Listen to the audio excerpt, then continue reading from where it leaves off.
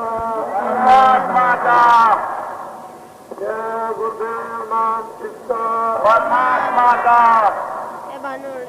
जय गुरुदेव नाम किसका परमात्मा का।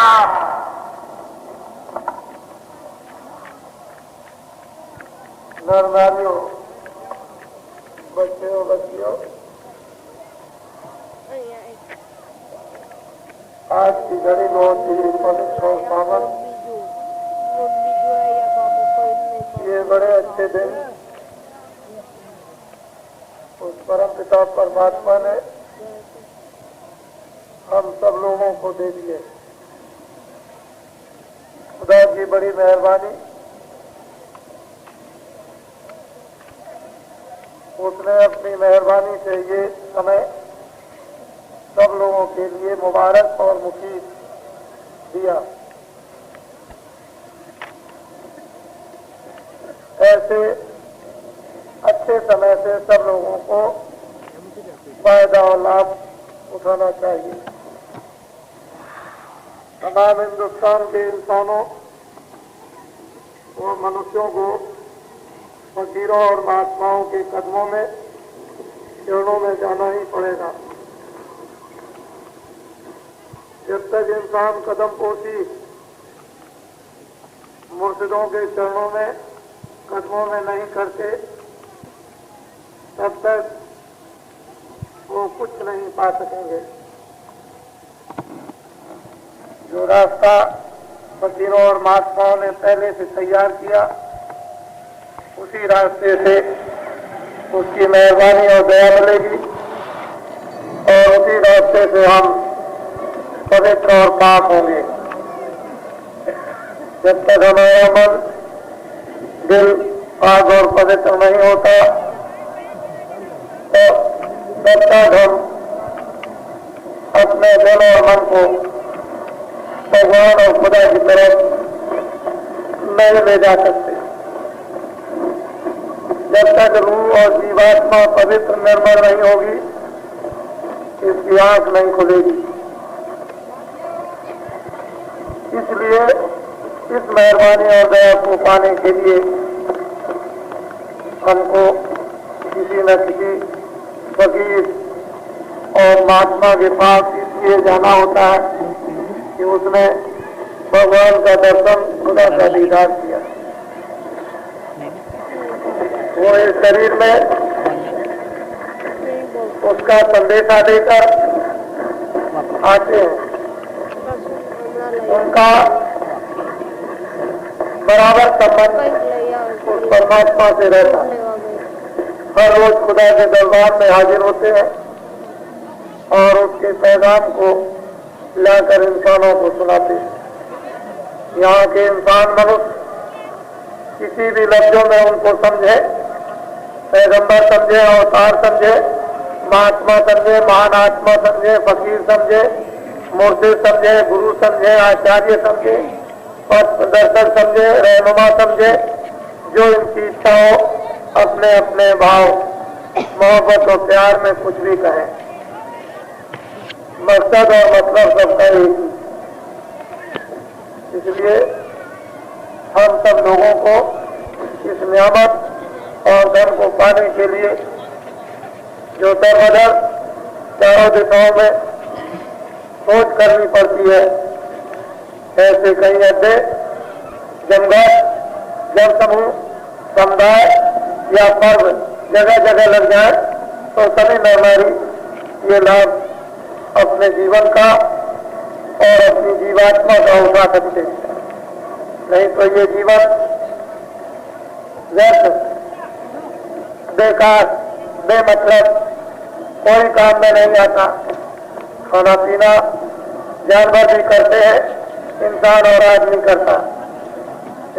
जानवर साधना नहीं कर सकते, उनको हक और अधिकार साधना करने का नहीं, लेकिन इंसान और मनुष्य को साधना उपासना करने का इसे अधिकार है। ऐसे अधिकार को पाकर और मनुष्य अपनी रूह जीवात्मा को जगाता नहीं, उस भगवान की तरफ से नहीं जाता। वो इंसान, पशु और जानवर है, वो इंसान हैवान जो अपनी रूह पर रहम नहीं करते, मिले हुए मौके को चूक जाते हैं, खो देते हैं, वो हैवान है। इसलिए इंसानों आदमियों अपनी अपनी हैवानियत और पछता छोड़ो। जिस काम के लिए आए हो वो काम सुनो और वही काम अपने थोड़े समय में पूरा कर लो।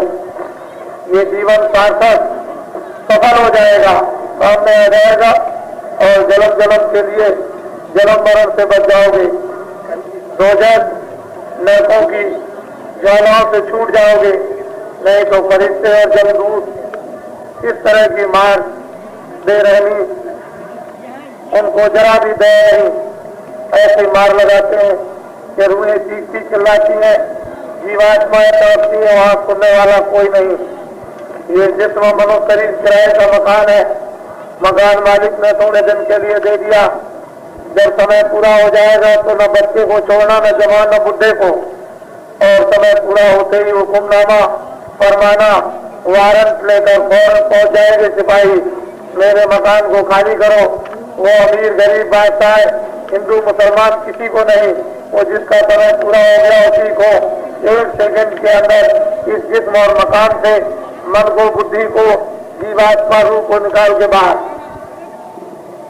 ये जिस्म जमीन पर मट्टी पड़ी हुई है, इसको दफनाओ, जमीन में गाड़ो या जलाओ। यहीं तक ये दुनिया की तमाम मोहब्बत और दुनिया का तमाम इश्क और सामान ताल्लुकात जो कुछ भी बाहर के बनावटी, ये चंद रोजा है, थोड़े दिन के इसके बाद ये सब खत्म। कोई आपके साथ जाने वाला नहीं, अकेले नंगे आए और नंगे ही बच्चा आपको जाना है। इसलिए अब तो कुछ ऐसा करो कि जीवात्मा को अंदर में नाम के साथ, उस आवाज के साथ, आत्मानी, वेदवाणी, ब्रह्मवाणी, भगवान की, खुदा की जो हो रही उसके साथ जोड़ दो और संबंध मरने के पहले उससे कर लो। जिन जिन लोगों ने, जिन जिन आशिकों ने, प्रेमियों ने जीवात्मा का संबंध नाम से जोड़ दिया, वो अमर और अजर हो गए। उनको लौट कर सब कभी नहीं आना है। ये काम हम सब लोगों को करना चाहिए था, उसको पीछे कर दिया। ये संसार के काम आगे, तस्वीर तो आपकी आंखों में ये बसी है बाहर की, कभी आपको याद भी नहीं आया कि खुदा किस तस्वीर में होगा, कौन सी सूरत मूरत होगी, उसका जरा भी ध्यान नहीं। उसके लिए आपने कह दिया न उसकी कोई सूरत है और न उसकी कोई मूरत है, न वो, इस तरह से कह करके आपने छोड़ दिया। लेकिन जिन्होंने पाया उन्होंने क्या कहा कि उसकी सूरत पर कितने हुस्न फिदा हो जाते हैं, कुर्बान और निशावर हो जाते हैं। उसकी ऐसी मूरत है, जिस समय पर वो मूरत कितनी खूबसूरत सुंदर है जो कहने में नहीं आ सकती। वो देखता भी है, बोलता भी, सुनता है, उसका जिस्म भी है, एक देशी और सर्वदेशी भी है, सब जगह रहता है और एक जगह रहता। अपना मुकाम, अपना स्थान छोड़ के वो कहीं नहीं जाता। उन फकीरों ने उसको अच्छी तरह से ढूंढ लिया, खोज लिया, पा लिया, उसको देख लिया, उससे मिल लिया। और तमाम मजहबों की किताबों में, हिंदू मुसलमान ईसाइयों की लिखा हुआ है कि मैंने उसको देखा। ईसा मसीह ने लाइट देखी, मोहम्मद साहब कहते हैं बड़ा नूर चमकता, और महात्मा कहते हैं कि वो क्या है, राम नाम मणि, किसी ने मणि करके, किसी ने नूर करके, किसी ने प्रकाश कर, उसको इस तरह से कह करके बंद कर दिया और कोशिश अपने प्रीतम, अपने पिता और मालिक की छुपाने की थी। और ये सोचा कि उसी को बताया जाए जिसमें जिज्ञासा हो, इच्छा हो, जिसमें तमन्ना हो, उसको देखने की जिसमें तड़प हो, उसको बताया जाए। ना जो उसको चाहते नहीं उनको कभी न बताया जाए। इस तरह से उन महात्माओं ने अपने कलाम और वचनों को लिख करके और छोड़ दिया। और ये भी आपको अभी पता नहीं कि कितनी मुश्किल से मिलता। इस दुनिया की तमाम चीजें खोने के बाद, तमाम वस्तुएं त्यागने के बाद, बड़ी बड़ी तपस्या उठाने के बाद तब वो प्रीतम हाथ में आता है, नहीं तो बहुत मुश्किल। और आप कितने भाग्यशाली हैं, आप कितने खुशकिस्मत हैं कि आप सबको एक ऐसी चीज जो अनाज की है, जो पहले की है, पुरातन है, कोई आज नहीं बना करके नहीं, वो तो बनी बनाई है। रास्ता भी बना बनाया, वो प्रीतंदी है।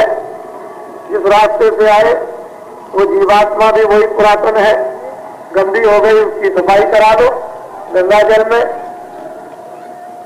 मंदिर में करो, मस्जिद में करो, चर्च में करो, अपने दिल में कर लो, हृदय में कर लो, महात्माओं से करा लो, जैसे भी हो सके। जो भी तदबीर और तरकीब उपाय हो उससे कर लीजिए, मतलब शुद्धि से, तो दो पवित्र निर्मल हो गए, काम हो जाए। तो अच्छा हो बात, आज सभी गंगा तट पर उपस्थित हुए हैं और बाबा जी ने आपको जो कुछ भी कहा वो सब आपके सामने, इस पीछे कोई बात नहीं, किसी को धोखा देने की कोई बात नहीं। आंखों से देखोगे, कानों से सुनोगे, अंदर बाहर बात समझ में आ जाएगी, बाहर का बाहर समझ लो, अंदर का अंदर समझ लो। बाहर की आंखें खुल जाएंगी, कान खुल जाएंगे, बाहर सुनो देखो, बुद्धि में यदि ज्ञान है तो उससे जान लो। अंदर की आंख खुल गई, अंदर के कान खुल गए तो उस आलम को देखो, सुनो। वो कहता है इधर भी देखो, उधर भी देखो, इसको छोड़ दो, उसको पालो, उसको छोड़ दिया, न इसके रहे न उसके रहे। वो सही और सच था और ये सच और धोखा है। यहाँ धोखे में फंस गए, झूठ में फंस गए, जो सच था उसको छोड़ दिया, उससे दूर हो गए। इधर भी देखो, उधर भी। ये जीवन का बहुमूल्य और सौभाग्यशाली गृहस्थ आश्रम का समय है कि आप किसी को भी गृहस्थ आश्रम से अलग नहीं किया। बाल बच्चे औलाद, इनकी आप सेवा खिदमत करें, दिन में काम नेक नियति के साथ। और जो मजहब की किताबों ने बताया कि जो शराब पिएगा, जो ताड़ी पिएगा, जो मांस खाएगा, जो मछली खाएगा, जो अंडे खाएगा, जो चोरी करेगा, जो गुनाहखोरी करेगा और जो डकैती करेगा, किसी को मारेगा, किसी मजहब की निंदा करेगा, भगवान खुदा की बुराई करेगा, फरिश्ते देवियों को बुरा कहेगा, इंसानों को गाली गलौज देगा, ऐसे लोगों को खुदा न कभी मिला, भगवान न मिलेगा।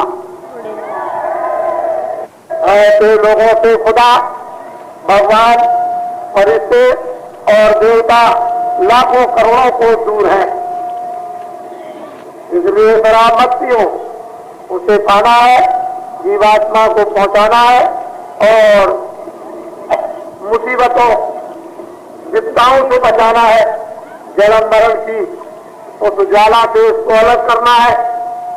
तो आप शराब, ताड़ी, मांस, मछली, अंडा, चाहे गाय हो, चाहे सुअर हो, चाहे बकरी हो, चाहे भेड़ा हो, कोई भी जीव जंतु पशु पक्षी हो, इन सब में वही खुदा की रूह है। इंसानी जाने में बैठ करके जो बद और नेक काम किए हैं, उसी का तो ये इंसाफ है। बद काम करने से आपको जानवर और परिंदा होना पड़ा और कीड़े और दोजख में जाना पड़ा। नेक काम किए इंसान बन गए, और भी अच्छे नेक काम करो तो भाई और वैकुंठ में चले जाओ और पुण्य कीड़े मित्रोगे, फिर वहां उसके सुख, जो कर्म काम किया अच्छा, उसका सुख भोगने के बाद फिर मृतलोक में आ जाओ और फिर किसी राजघराने से कसाईकारों के घरों में जन्म लो और फिर बुराई करो, फिर चले जाओ 84 नरकों में। ये रहत घड़ी और ऊंचे नीचे, ये इसी तरह से कर्मों के बंधनों में अच्छे बुरे बांध करके आपको सजा मिलती रहेगी। इसलिए इंसानों आदमियों को आजादी भगवान खुदा की तरफ से मिली कि आंख से अच्छा बुरा, कान से अच्छा बुरा सुनो और वाणी से अच्छा बुरा बोलो और बुद्धि से अच्छा बुरा विचार करो। उसकी तरफ से कोई लगाम नहीं, पूरे आप स्वतंत्र हैं। इन कर्मों का, अच्छे बुरे का आपको फल भोगना है इसलिए इन सब में गुरु है जीवात्माएं पशु पंछी कीड़ों में, इसमें से निकाली कुत्ते बिल्ली में बंद कर दी। आप क्या कर सकते हैं? आप क्या करेंगे? इसमें से निकाला उसमें, उसमें से निकाला उसमें, उसमें से निकाला उसमें। आपके पास कोई इलाज है बचने का? कुछ लेकिन कुछ जो लोग ये काम करते हैं, धर्म के ठेकेदार मत बनो, धर्म की स्थापना करो। जो धर्म की स्थापना करता वो धर्म का ठेकेदार नहीं होता। जो धर्म की स्थापना नहीं करते वो धर्म के ठेकेदार, और वो धर्म को जानते नहीं। तो ठेका मत लो, ये भगवान का काम है, सत्य सत्य के जाप है, उसे कहीं पर प्रकट करने की जरूरत नहीं है, वो आपके हृदय स्थल में है। जो गंदगी आ गई उसी को सफाई करो, और साफ होते ही वो अपनी जगह पर आ जाएगा। जब तक हम सफाई शुद्धि नहीं करते हैं तब तक वो सब हमारे सामने नहीं। उसी के लिए तो हम बेचैन और तड़पते रोते चिल्लाते हैं, और तमाम प्रकार के मर्जों और बीमारियों से घिरे हुए रो रहे हैं। तो सब अपनी जगह, सब जगह उसको आपने छुपा दिया। लकड़ी में आग छुपी है, फूल में खुशबू, और दही में घी छुपा हुआ। ऐसे आपने अपने इंसानी जामे में उस सत्य को छुपा डाला। उसे प्रकट करने की जरूरत जरा मत हो। रियाज करो, अभ्यास करो, साधन करो, तो प्रकट हो जाएगा, अपनी जगह पर आ जाएगा। रियाज करोगे नहीं, अभ्यास करोगे नहीं, साधन करोगे नहीं, इंद्रियों को दमन करोगे नहीं, मन को भोगों से रोकोगे नहीं, और फिर काम, क्रोध, लोभ, अहंकार को हटाओगे नहीं, तो फिर कैसे मथानी चलेगी? तो रामायण में भी आपको कहा है कि मथानी कैसे चलाई जाती है, बुद्धि शुद्ध कैसे की जाती है। तो ये सब चीजें बड़ी गहन, और कर्मों का विषय जानना बहुत ही गहन विषय है। बिना महापुरुषों और महान आत्माओं और फकीरों के इसको कोई नहीं जानता। इसलिए धर्म अपनी जगह पर है, उसे कहीं से निकाल करके नहीं। वो तो मानव हृदय स्तर में सफाई करो और जल्दी से आ जाए। और शुद्धता सफाई कैसे होती है? वो तो जब उसकी कृपा और दया होती है तभी शुद्धता होगी, बगैर उसके नहीं। इसलिए महात्माओं और फकीरों की जरूरत समय समय पर पड़ी। अब भी जरूरत, बीच में मैं आपको एक बात सुना दूं। यहाँ पर शराबबंदी का एक कोई प्रदर्शनी लगी है। जो लोग शराब नहीं पीते हैं वो दस्तखत नहीं करेंगे, क्योंकि आप तो पीते ही नहीं हो, आपको दस्तखत करने की क्या जरूरत? जो शराब पीते हैं और ये कहें कि आज से नहीं पिएंगे, वो दस्तखत कर सकते हैं बड़े ध्यान से। जो नहीं पीते हैं उनको दस्तखत करने की क्या जरूरत? वो तो पीते ही नहीं है। उन लोगों को छुड़ाइए जो अभी तक पीते रहे, उनके दस्तखत लीजिए कि आज से छोड़ दिया, आगे कभी नहीं पिएंगे, ऐसी मेहनत करो। ये तो छोड़े छुपाए जो यहाँ पर आएगा वो तो छोड़े हुआ, उसे क्या पीना है? न यहाँ कोई मांस खाता है, न कोई मछली खाता, न गाय मारता है, न सुअर मारता, न कोई गधा मारता है। यहाँ तो शुद्ध शाकाहारी सब्जी, फल, दूध, घी और अनाज खाने वाले लोग यहाँ पर आए हुए हैं। और जो नए लोग आ रहे हैं वो थोड़े दिनों के बाद वो भी ऐसे ही हो जाएंगे। तो जीवन अपना शुद्ध शाकाहारी बनाओ तो अच्छा है। इसीलिए आप इस मानव जिस्म में आए हो और रूहों पर कृपा करो और चलो ऊपर में। ऊपर की तरफ जब चलोगे तो देखोगे कि उधर क्या क्या हो रहा। बीच में एक बात और सुना दूं आपको। कल हमारे गांव की देवियां अपने अपने घरों से, यदि वो इसमें भाग लेना चाहती हैं, क्योंकि धर्म की स्थापना पहले जिस प्रकार से हुई वो तो इतिहास सतयुग का और त्रेता का और द्वापर का कहता है। अब धर्म की स्थापना कैसे होगी वो कलयुग का इतिहास बताएगा, क्योंकि कलयुग में आएगा सतयुग और सभी हिंदू मुसलमान धूमधाम से संपन्न होंगे। मैं ये नहीं कह सकता हूं कि कितने मरेंगे कितना जिंदा रहेंगे। यदि आप नेक और अच्छे काम करने लगे तो मरने का कोई सवाल नहीं। अपने अपने समय से समय पूरा करो और यहाँ से चलो अपने घर की तरफ। और जो अच्छे काम नहीं करेंगे, बुरे काम करेंगे, उनके लिए क्या है वो तो बाद में समझ में आ जाएगा।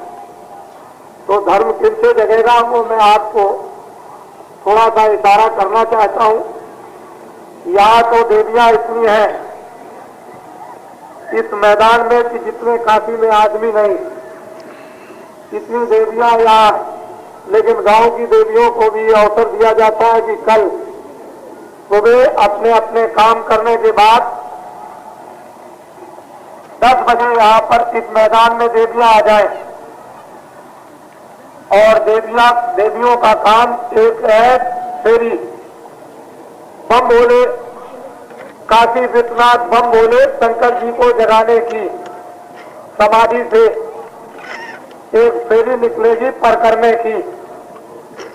और वो इस यज्ञशाला का परिक्रमा नहीं होगा, वो परिक्रमा होगा इधर में, ये शिवपुरी है उधर विष्णुपुरी, और वो पूरा परिक्रमा लगेगा और इनके परिक्रमे से ही बम भोले जगेंगे। तो देवियां इस बात के लिए अच्छी तरह से हाथ फिर सुन ले कि देवियों ही देवियों का रहेगा, आदमियों का नहीं। आदमी यदि अपना ये करना चाहते हैं कि मैं भी अपने सौभाग्य को प्राप्त करूं, क्योंकि आप पीछे हो गए, आप पिछड़ गए धर्म के मामले में, इसलिए देवियों के द्वारा ही अब वो बम भोले जगेंगे। और आप यदि चाहें कि मेरी आवाज से भी जग जाए तो आप अपना अलग कोई रास्ता चुन लीजिए जो आपकी तबीयत आए, लेकिन जिस रास्ते से देवियां जाएंगे उससे आप नहीं जाएंगे।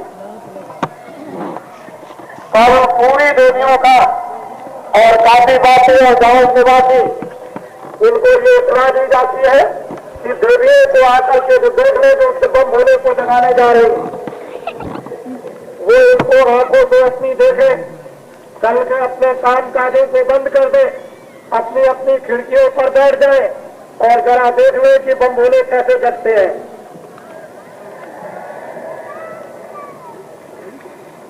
मुझे जो कुछ भी उनके इशारे जो कुछ भी मिलेंगे वो मैं आपको बताता जाऊंगा। कल 10 बजे लगभग यहाँ पर देवियां उपस्थित हो गए, सबके साथ और सामान वगैरह जो है और बच्चों की संभाल, अगर बच्चे ले जा सकती हो तो साथ में ले लेना, नहीं तो अपने पतियों की गोद में छोड़ देना, कहना जो आप कीजिए रखवाली और हम जरा बम भोले को जगाएंगे। लेकिन देवियां इधर आपको घूमती हुई नहीं दिखाई देंगी। और जो यज्ञशाला में आहुति डालती होगी जो भी, वो अलग होगी, लेकिन जैसे ही उठेगी आहुति डालने से, हवन करने के बाद तो तुरंत देवियां फौरन चली जाएगी अपने उन देवियों के साथ में चारों तरफ परिक्रमा लगाने के लिए। और जो इतना बड़ा होगा कि उधर चली जाए तो उधर चली जाए, सभी जीव हो जाएगा चारों तरफ। फिर आप लोग कहीं ऊंची मंजिल पर बैठ करके देखिएगा और अनुमान कीजिएगा कि क्या है ये मुझे आज रात को कुछ ऐसे इशारे प्राप्त हुए हैं। तो मैंने देवियों के संबंध में कल भी कुछ हो रहा था तो मैंने ऐसे ही एक साधारण रूप में देवियों के संबंध में कह दिया था। लेकिन देवियों का जो देखा गया कितना जो लंबा था, ये तो आप जब मीटर से नापे तो आपको पता चलेगा।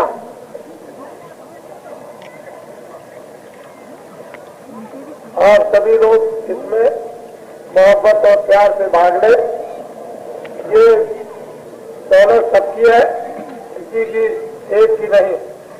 कोई शेख साहूकार, हिंदू मुसलमान, छोटा बड़ा ब्राह्मण क्षत्रिय कोई कहे नहीं मेरी है, ये सारी मानव आत्मा इंसानों की है। ये तो जब फकीर और महात्मा आते हैं तो ऊपर से बर्दाश्त करते हैं, सांप के ऊपर बरसा देते हैं। जिनका खेत बना हुआ होता है, पानी रुक जाता है और उसमें बड़ी पैदावार होती है। अपनी आंख को, अपने मन को, बुद्धि को, दिल और दिमाग को थाम करके रखो, जो उसकी वर्षा हो उसको अपने अंदर रखो, बहने मत दो। तो अभी थोड़े ही चंद दिनों में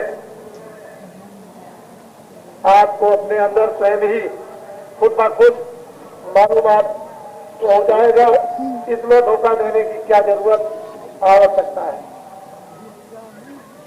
ये जो कुछ भी बाबा जी तो ये कार्यक्रम करके बाहर अपने काम में निकल ही जाएंगे। अब तो थोड़े से दिन रह गए। आज 22 तारीख हो गई, 25 को ये आखिरी समय है शिवरात्रि के शुभ दिन, और अब दिन ही कितने रह गए। ये तो ऐसा समय चला गया जैसे कुछ था ही नहीं। जो आए वो भी समझ रहे, जो पहले आए वो भी समझ रहे, और जो आ गए वो भी समझते हैं कि कितना हंसी खुशी के साथ पता ही नहीं चला, और इतनी जल्दी समय पूरा ऐसा भाग रहा जैसे कि क्या हो रहा है समय पर। अच्छे दिन जाते देर नहीं लगती, मुसीबत के दिन बड़ी मुश्किल से कटते। एक दिन मुसीबत का 1 बरस के समान, और खुशी के 1 बरस दिन के समान। तो ये ऐसे दिन हम सब लोगों के, और जो भी हिंदू मुसलमान ईसाई कोई भी छोटा और बड़ा आएगा, किसी को 8 आने फायदा, किसी को 12 आने, किसी को 14 आने, और किसी को रुपए, और किसी को 1.5 रुपए, और किसी को 2 रुपए, और किसी को 4 रुपए, और किसी को 10 रुपए। उसको बगैर फायदे के तो कोई यहाँ से वापस जा ही नहीं सकता। और ये बालुका तैयार की जा रही, अभी 1 ही 2 दिन में पूरी तैयार हो जाएगी। ये है भी बालुका गंगा तट काशी विश्वनाथ बम बोले की, जो इस पार काशी छोड़ दी उन्होंने, वो काशी में अब नहीं है। मैं आपको विश्वास दिलाता हूं। और अगर काशी में हो तो आप मुझे दिखा दीजिए। काशी में बम बोले नहीं है, इसी तरफ है।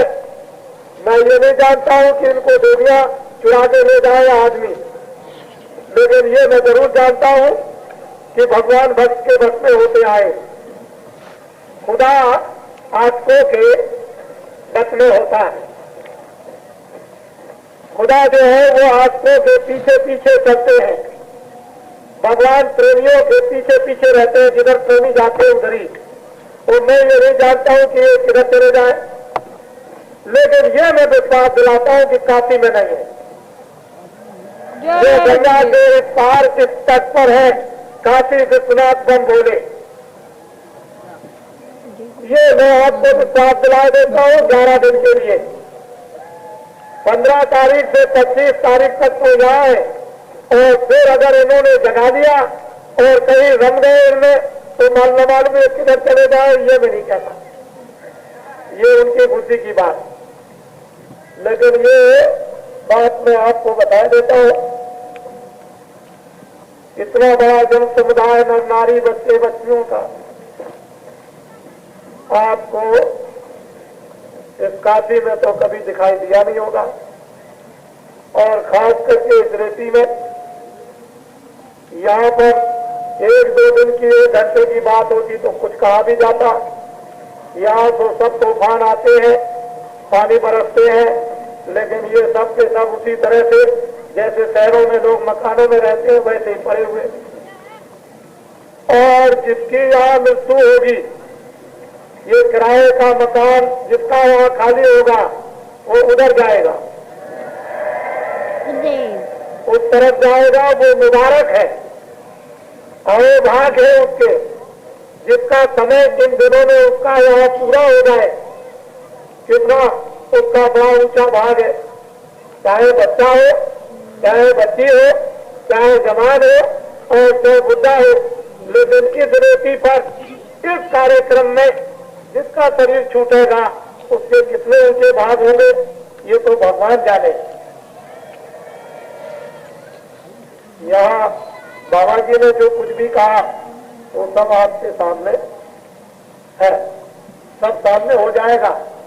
देखिए आप आज 22 तारीख है, कल कितना आदमी टूटता है। कल के आदमियों को आप जरा देखिएगा, इस रात तक कल कितना आदमी चलता है, जो हमारे पास खबरें आई। लेकिन अफसोस है हमको भी बहुत तकलीफ कि ट्रेन की व्यवस्था ना हो सकी। बतों की लोगों ने व्यवस्था स्पेशल नहीं की, स्पेशल ट्रेन की व्यवस्था नहीं की। और किराए की कमी की बात तो छोड़ दीजिए, हमको इस बात की भी बहुत तकलीफ है कि इतना बड़ा जन समुदाय यहाँ पर, यहाँ भी व्यवस्था कुछ नहीं हुई।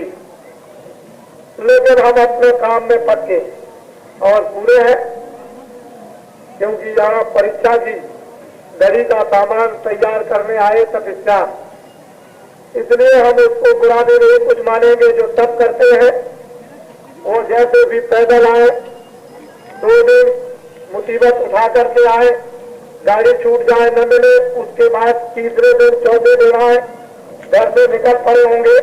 अभी बहुत से स्टेशनों पर पड़े हुए हैं, गाड़ियां नहीं मिलती हैं, भीड़ लगी हुई है। ये सारी घटनाएं तो आप तपस्या का सामान यहाँ पर तैयार करने के लिए आए हो, अपना सामान कर लो, कोई बात नहीं है। बाबा जी आपके सामने है, हम समझते हैं उस तकलीफ को, हम समझते हैं घर से आप कैसे चले, हम ये जानते हैं रास्ते में क्या क्या मुसीबतें इस रेती पर आने में आपको हुई और आप यहाँ पर आ गए। और जो यहाँ आपको मिल रहा है ये तो इस संसार में राज और पाप को लुटा दीजिए तो नहीं मिलेगा। जय गुरुदेव। वो चीज आपको यहाँ पर मिल रही, इसलिए कोई बात नहीं, पर जिम्मेदारी की बात जो है वो सबको निभानी चाहिए।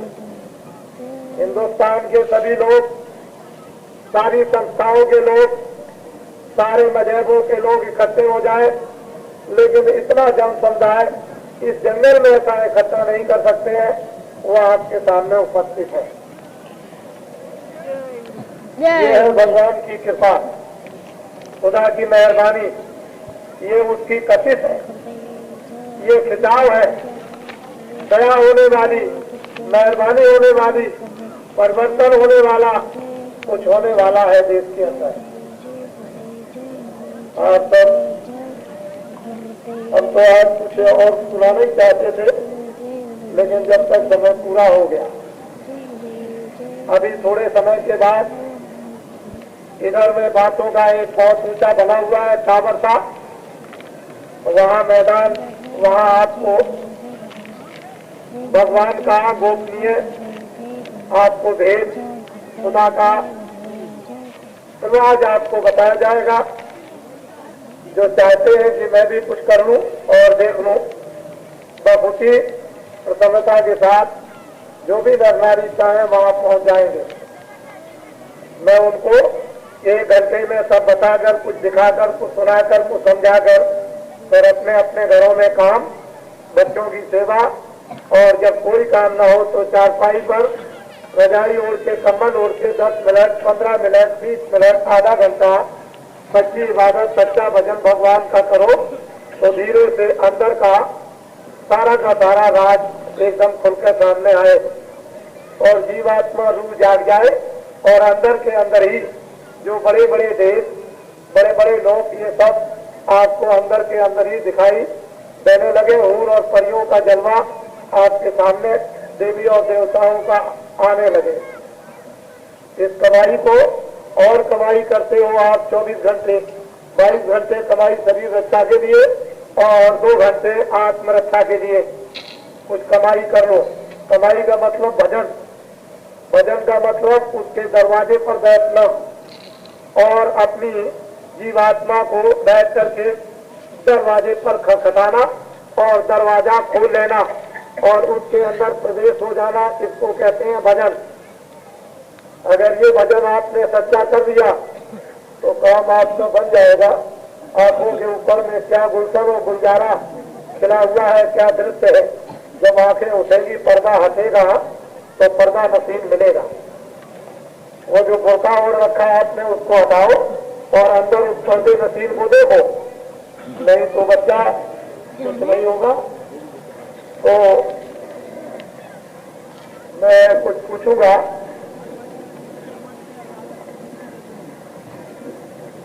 पहले एक दफे जय गुरुदेव की आवाज लगेगी। जय गुरुदेव,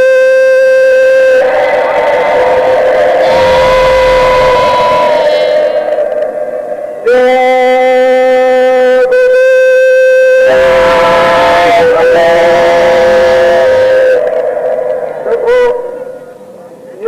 सामने एक आदमी इंसान, न खुदा है और न कोई फकीर न महात्मा, एक आदमी इंसान,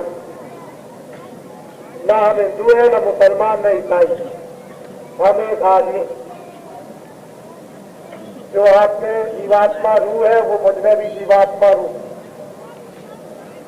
आपने अपना काम किया नहीं, इस आदमी ने अपना काम कर लिया। आपका रखा हुआ एक आदमी का नाम, जैसे आप मोहम्मद कहते हो वैसे ही तुलसीदास, और एक आश्रम छोटा मथुरा में। थोड़े दिन के लिए मैं सारे हिंदुस्तान में जय गुरुदेव नाम का प्रचार करता हूँ, और जय गुरुदेव नाम उस खुदा भगवान सर्वशक्तिमान, उस परमात्मा, उस अल्लाह आलमगीर जो सारी दुनिया संसार को जिसने बनाया, उसका नाम ये है। और ये समय और वक्त पर इस खुदा का, भगवान का, ईश्वर का, ब्रह्म का हिंदुओं को, मुसलमानों को, ईसाइयों को, सबको सब उसी मोहब्बत और प्रेम से एक समय आएगा तो सबको लेना पड़ेगा। ये कोई ऐसी चीज नहीं है कि किसी को संदेह सुबह और तक में डाल दे। मैंने आपको एक अपना छोटा सा परिचय बता दिया। मैं वही आदमी हूँ जो मुझे बेगुनाह 29 जून 1975 में पकड़ के जेल में डाल दिया था। आपातकाल लगते ही, इमरजेंसी लगते ही, और बेटों को भी पढ़ा दिया। ये वही मुसलमान और बेवा वही स्त्री थी जिसने देश में मनमानी किया था। लेकिन ये मालूम नहीं है कि खुदा क्या करने वाला है, वो भगवान क्या करने वाले ये पता आपको भी नहीं, और मेरा मुसलमान को भी पता नहीं। बेरा मुसलमान यानी बेरा को मुसलमान को भी पता नहीं, जिसका पति मर जाए उसको बेरा मुसलमान कहते हैं।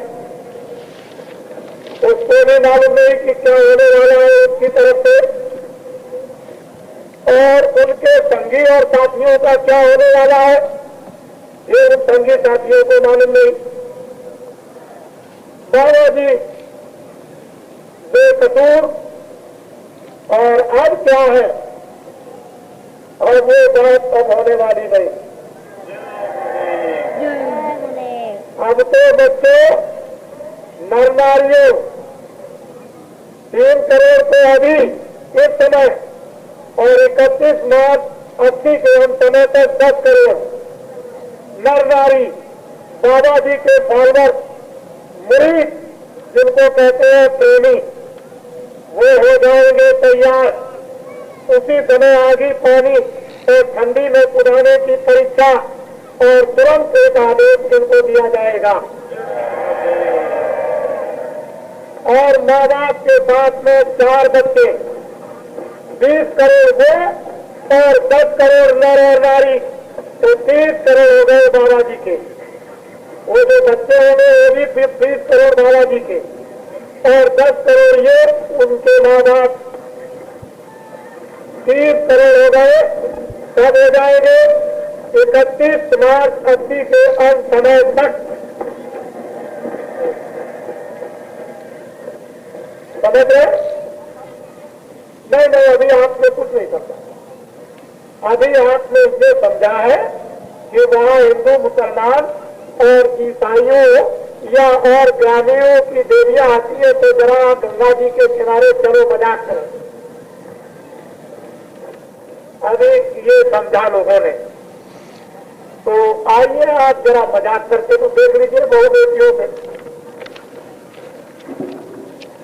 जो आप हकीकत को छुपा कर और उस पर डालना चाहते हैं और करते कुछ है, और मुसलमान हिंदुओं को बरगलाने की कोशिश करते हैं, तो हिंदुओं और मुसलमानों और ईसाइयों में भी कुछ आत्म, कुछ चैन और कुछ बुद्धि है।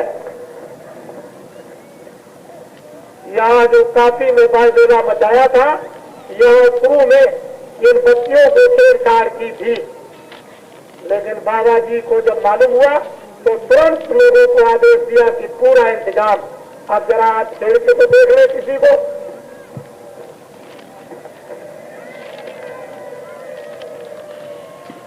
ये हमारे अखबार वाले, अखबार खरीदोगे क्या करोगे? फाड़ देंगे। ये देखिए श्रीमान जी, अखबारों को खरीदोगे क्या करोगे? फाड़ देंगे। क्यों भाई, अखबारों पर हमारा विश्वास तो है नहीं, आपका है? नहीं। तो देखिए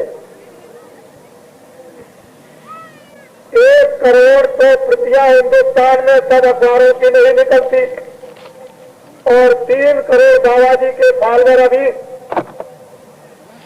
इस समय पर आज की तारीख तक देश में 3 करोड़, और अगर इनसे कह दिया जाए 3 करोड़ से कि तुम अखबार खरीदो और ये झूठे अखबारों को फाड़ दो, तो उसका देश में असर क्या होगा? जो ना आपको ये काटे ना क्यों? ये कभी सोचा?